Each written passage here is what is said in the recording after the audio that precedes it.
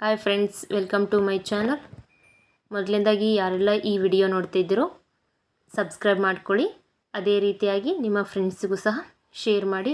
ಅದರಲ್ಲೂ 10ನೇ ತರಗತಿ ವಿದ್ಯಾರ್ಥಿಗಳಿಗೆ ತುಂಬ ಇಂಪಾರ್ಟೆಂಟ್ ಆದಂತಹ ಈ ಒಂದು ಭಾರತ ನಕಾಶೆ ನಿಮ್ಮ ಪರೀಕ್ಷೆಯ ದೃಷ್ಟಿಯಿಂದ ಸಮಾಜ ವಿಜ್ಞಾನದಲ್ಲಿ 5 ಅಂಕಗಳಿಗೆ ಕೇಳುವ ಒಂದು ಪ್ರಶ್ನೆ ಇದಾಗಿದೆ.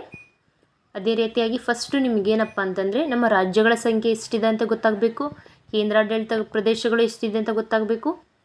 ಅದೇ ರೀತಿಯಾಗಿ ಯಾವ ರಾಜ್ಯ ಯಾವ ಭಾಗದಲ್ಲಿ ಬರುತ್ತದೆ ಅಂತ ಸಹ ನಿಮಗೆ ಗೊತ್ತಿರಬೇಕಲ್ವಾ.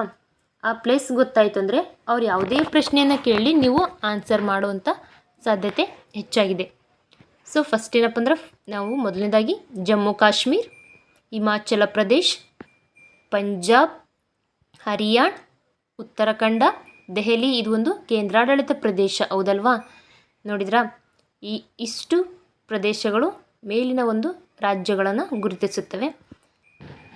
ನಿಮಗೆ ಕ್ಲಿಯರಾಗಿ ಹೇಳ್ತಾ ಹೋಗ್ತಿದ್ದೇನಲ್ವಾ.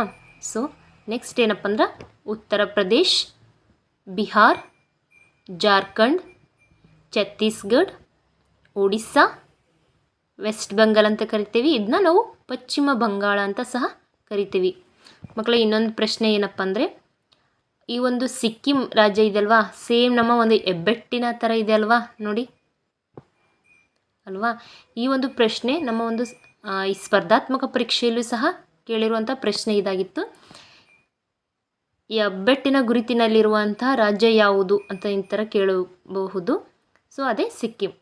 ನೆಕ್ಸ್ಟ್ ಇವಾಗ ನೀವು ನೋಡ್ತಿದ್ದೀರಲ್ವಾ, ಇವು ಏನಪ್ಪ ಅಂತಂದರೆ ಇಲ್ಲಿ ಕಂಡುಬರುವುದು 7 ರಾಜ್ಯಗಳು. ಅದಕ್ಕೆ ನಾವು ಸಪ್ತ ರಾಜ್ಯಗಳು ಅಂತ ಸಹ ಕರಿತೀವಿ. ಸಪ್ತ ಅಂದರೆ 7. ಸೊ ಅವು ಯಾವ್ಯಾವ ಅಂತ ನೋಡ್ತಾ ಹೋಗಿ. ಫಸ್ಟ್ ಒನ್ ಏನಪ್ಪ ಅಂದ್ರೆ ಈ ಅರುಣಾಚಲ ಪ್ರದೇಶ್, ನೆಕ್ಸ್ಟ್ ಅಸ್ಸಾಂ, ಮೇಘಾಲಯ, ತ್ರಿಪುರ, ಮಿಜೋರಾಂ, ಮಣಿಪುರ್ ಮತ್ತು ನಾಗಾಲ್ಯಾಂಡ್ ಹೌದಲ್ವಾ.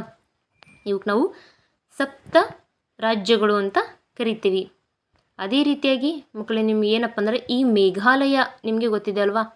ಮೇಘಾಲಯದ ಒಂದು ಮೌಸಿನ್ ಗ್ರಾಮ್ ಅನ್ನೋ ಒಂದು ಪ್ರದೇಶದಲ್ಲಿ ನಾವು ನಮಗೆ ಹೆಚ್ಚಿನ ಮಳೆಯನ್ನು ಪಡಿತೀವಿ ಹೌದಲ್ವಾ. ಅದೇ ರೀತಿಯಾಗಿ ಕಡಿಮೆ ಮಳೆ ಪಡೆಯುವ ಪ್ರದೇಶವನ್ನು ನೀವು ಕಮೆಂಟ್ ಬಾಕ್ಸಲ್ಲಿ ಕಮೆಂಟ್ ಮಾಡಿ ತಿಳಿಸ್ಬೇಕು. ಅದೇ ರೀತಿಯಾಗಿ ನೀವು ಮುಂದಿನ ಅಂತ ನೋಡಿ. ಸೊ ಇಲ್ಲಿ ಕಂಡು ಬರುವಂಥ ರಾಜ್ಯಗಳು ಯಾವುದಂತ ಹೇಳ್ತಾ ಹೋಗ್ತೀನಿ. ಮಧ್ಯಪ್ರದೇಶ್, ಮಹಾರಾಷ್ಟ್ರ, ತೆಲಂಗಾಣ, ಕರ್ನಾಟಕ, ಆಂಧ್ರ ಪ್ರದೇಶ್, ಈ ಕಡೆ ಬಾರ್ಡ್ರಲ್ಲಿ ತಮಿಳುನಾಡು, ಈ ಕಡೆ ಕೇರಳ. ಈ ಮಲಬಾರ್ ತೀರ ಮತ್ತು ಕೋರಮಂಡಲ್ ತೀರ ಅಂತಲ್ವಾ. ಸೊ ಅಲ್ಲಿ ಕಂಡು ಬರುವಂತಹ ರಾಜ್ಯಗಳು ಕೇರಳ ಮತ್ತು ತಮಿಳುನಾಡು. ಹಾಗಾದರೆ ಗೋಡಂಬಿಯ ಆಕಾರದಲ್ಲಿ ಕಂಡುಬರುವ ರಾಜ್ಯ ಯಾವುದು? ನಿಮ್ಮ ಒಂದು ಸರಿಯಾದ ಉತ್ತರವನ್ನು ನೀವು ಕಮೆಂಟ್ ಬಾಕ್ಸಲ್ಲಿ ಕಮೆಂಟ್ ಮಾಡಿ ನಿಮ್ಮ ಒಂದು ಉತ್ತಮವಾದ ಉತ್ತರವನ್ನು ತಿಳಿಸಬೇಕು. ಈ ಮಹಾರಾಷ್ಟ್ರ ಇದು ಬಾರ್ಡರ್ಗಿದೆ.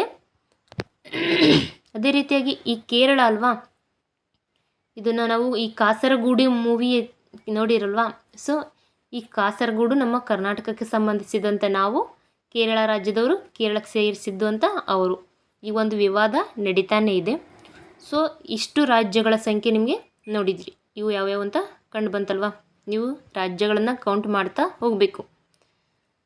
ಈಗ ನಮ್ಮ ಕರ್ನಾಟಕ ಪ್ಲೇಸು ನಾವು ನೋಡ್ಕೊಂಡ್ವಿ. ನೆಕ್ಸ್ಟ್ ನಿಮ್ಮ ಒಂದು ನೋಡಿ, ಈಗಿನ ಇಲ್ಲಿ ಕಂಡುಬರುವ ರಾಜ್ಯ ಯಾವುದು? ಗುಜರಾತ್, ರಾಜಸ್ಥಾನ್. ಈ 2 ರಾಜ್ಯಗಳು ನೀವು ನೋಡ್ತಾ ಇದ್ದೀರಾ. ರಾಜಸ್ಥಾನವನ್ನು ನಾವು ಏನಂತ ಕರಿತೀವಪ್ಪ ಅಂದ್ರೆ ಬ್ಲೂ ಸಿಟಿ ಆಫ್ ಇಂಡಿಯಾ ಅಂತ ಕರಿತೀವಿ. ಬ್ಲೂ ನೀಲಿ ಅಲ್ವಾ. ಸೊ ಅದಕ್ಕೆ ನಾವು ರಾಜಸ್ಥಾನ್. ಹಾಗಾದರೆ ಪಿಂಕ್ ಸಿಟಿ ಅಂತ ಯಾವುದನ್ನು ಕರಿತೇವೆ ಅಂತ ನೀವು ಕಮೆಂಟ್ ಬಾಕ್ಸಲ್ಲಿ ಕಮೆಂಟ್ ಮಾಡಿ ತಿಳಿಸ್ಬೇಕು. ಗುಜರಾತ್ ಸಹ ನೋಡಿದ್ರಿ. ಈ ಒಂದು ಉತ್ತಮವಾದಂತಹ ನಕಾಶೆ ನಮ್ಮ ಭಾರತ ದೇಶ ಆಗಿತ್ತು. ಸೊ ನಿಮಗೆಲ್ಲರಿಗೂ ಈ ಒಂದು ವಿಡಿಯೋ ಮೂಲಕ ರಾಜ್ಯಗಳು ಎಷ್ಟಿದ್ದಾವೆ, ಯಾವ ರಾಜ್ಯವನ್ನು ಏನಂತ ಕರಿತೇವೆ ಅಂತ ಸಹ ನಿಮಗೆ ಇಲ್ಲಿ ಒಂದೊಂದು ಪ್ರಶ್ನೆಯನ್ನು ನಿಮಗೆ ಕೊಟ್ಟಿದ್ದೀನಿ. ತಪ್ಪದೇ ನೀವೇನು ಮಾಡಬೇಕು, ಕಮೆಂಟ್ ಬಾಕ್ಸಲ್ಲಿ ನಿಮ್ಮ ಸರಿಯಾದ ಉತ್ತರವನ್ನು ತಿಳಿಸ್ಬೇಕು. ಅದೇ ರೀತಿಯಾಗಿ ಈ ಮಾಹಿತಿ ನಿಮ್ಮೆಲ್ಲರಿಗೂ ಇಷ್ಟ ಆದರೆ ಈ ವಿಡಿಯೋಗೊಂದು ಲೈಕ್ ಮಾಡಿ ಅದೇ ರೀತಿಯಾಗಿ 10ನೇ ತರಗತಿ ವಿದ್ಯಾರ್ಥಿಗಳಿಗೆ ಮತ್ತು ಈ ವಿಡಿಯೋವನ್ನು ಶೇರ್ ಮಾಡಿ. ಅದೇ ರೀತಿಯಾಗಿ ನಿಮ್ಮ ಸಪೋರ್ಟ್ ಸದಾ ಹೀಗೆ ಇರಲಿ. ನಿಮ್ಮ ಒಂದು ಉತ್ತರವನ್ನು ಕಮೆಂಟ್ ಬಾಕ್ಸಲ್ಲಿ ಮಿಸ್ ಮಾಡದೆ ಕಮೆಂಟ್ ಮಾಡಿ ನಿಮ್ಮ ಉತ್ತರವನ್ನು ತಿಳಿಸಿ. ಈ SSLC ಯಾರೆಲ್ಲ ನಿಮ್ಮ ಫ್ರೆಂಡ್ಸ್ ಆಗಿರ್ಬೋದು, ನಿಮ್ಮ ಜೂನಿಯರ್ಸ್ ಆರ್ ಸೀನಿಯರ್ಸ್, ನಿಮ್ಮ ಸಿಸ್ಟರ್ಸ್ ಇರ್ತಾರಲ್ವ, ಸೊ ಅವರಿಗೆಲ್ಲ ಶೇರ್ ಮಾಡಿ. Thank you for watching.